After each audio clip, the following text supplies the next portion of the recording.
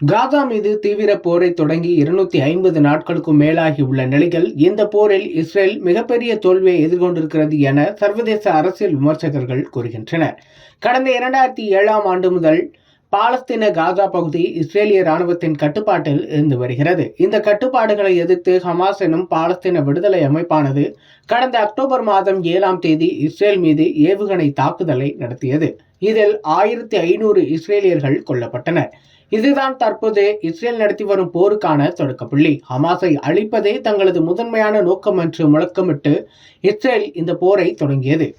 போரில் இதுவரை 37,000க்கும் அதிகமான காசா மக்கள் கொல்லப்பட்டிருக்கிறார்கள். இது காசா மக்களின் மொத்த மக்கள் தொகையில் 1.7% அதே போல 3.7% மக்கள், அதாவது 86,000 பேர் போரால் படுகாயமடைந்துள்ளனர். 23 லட்சம் மக்கள் போர் காரணமாக இடம்பெயர்ந்துள்ளனர். பசி, பட்டினி, தொற்று நோயும் அவர்களை துரத்தி கொண்டே இருக்கிறது. காசா பகுதி ஏறத்தாழ தரைமட்டமாகிவிட்டது. போர் தொடங்கி 269 நாட்கள் ஆகியுள்ள நிலையில் இந்த போரின் நோக்கத்தை இஸ்ரேல் நிறைவேற்றி இருக்கிறதா என்ற கேள்வி எழுந்திருக்கிறது. இதற்கான பதிலை இஸ்ரேல் செய்தி தொடர்பாளர் ரியர் அட்மிரல் டேனியல் ஹகாரி தெரிவித்திருக்கிறார்.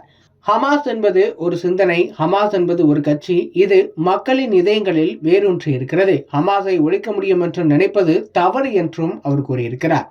போர் தொடங்கி 8 மாதங்களுக்கு பிறகு இஸ்ரேல் அதனை ஒப்புக்கொண்டிருக்கிறது. ஹமாஸின் சுரங்கப்பாதைகள், அதன் முன்னணி வீரர்கள் மற்றும் தலைவரை அழித்து அவர்களின் பிடியில் உள்ள 240க்கும் மேற்பட்ட பணைய கைதிகளை மீட்க இஸ்ரேல் திட்டமிட்டிருந்தது. ஆனால் 8 மாதங்கள் ஆன பின்னரும் இந்த இலக்கை எட்ட முடியாமல் இஸ்ரேல் திணறி வருகிறது. ஆனால் உண்மையான நெருக்கடி அது அல்ல. ஹமாஸ் மீதான தாக்குதலை தொடங்கிய பின்னர் இஸ்ரேலின் வடக்கு பகுதி ஹிஸ்புல்லா படைகளால் தாக்கப்பட்டது. பதிலுக்கு இஸ்ரேல் தாக்குதல் நடத்தினாலும் அதை தொடர்ச்சியாக நடத்த முடியவில்லை. எனவே வடக்கு இஸ்ரேலில் இருந்து சுமார் 60,000 இஸ்ரேலியர்கள் இடம்பெயர்ந்திருக்கின்றனர்.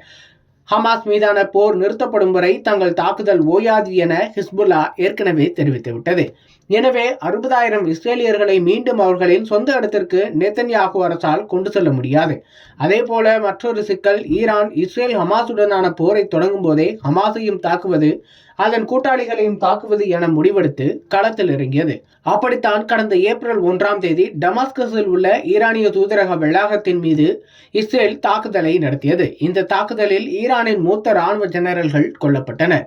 இதற்கு பதிலடியாக ஈரான் மூர்க்கமான தாக்குதலை தொடுத்தது. இதனை இஸ்ரேல் சற்றும் எதிர்பார்க்கவில்லை.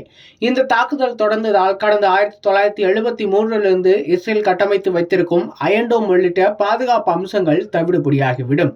எனவே இந்த சம்பவம் இஸ்ரேலுக்கு பேக்ஃபயர் ஆக மாறிவிட்டது. அதே போல அரபு நாடுகளுடனான இயல்பான உறவு இந்த போரின் மூலம் பாதிக்கப்பட்டிருக்கிறது. கடந்த 2020ஆம் ஆண்டு ஐக்கிய அரபு எமிரேட்ஸ் உள்ளிட்ட அரபு நாடுகளுடன் ஒரு புரிதல் ஒப்பந்தத்தை இஸ்ரேல் போட்டிருந்தது. இது மேலும் விரிவடைந்திருந்தால் இஸ்ரேலின் வளர்ச்சிக்கு உதவியிருக்கும். ஆனால் போர் இதனை சொதப்பிவிட்டது. இப்படியாக இஸ்ரேல் ஹமாஸ் மீதான தாக்குதலால் பெரும் பாதிப்புகளை சந்தித்திருக்கிறது என்று சர்வதேச அரசியல் விமர்சகர்கள் இஸ்ரேலுக்கு எதிராக பட்டியலிடுகின்றனர்.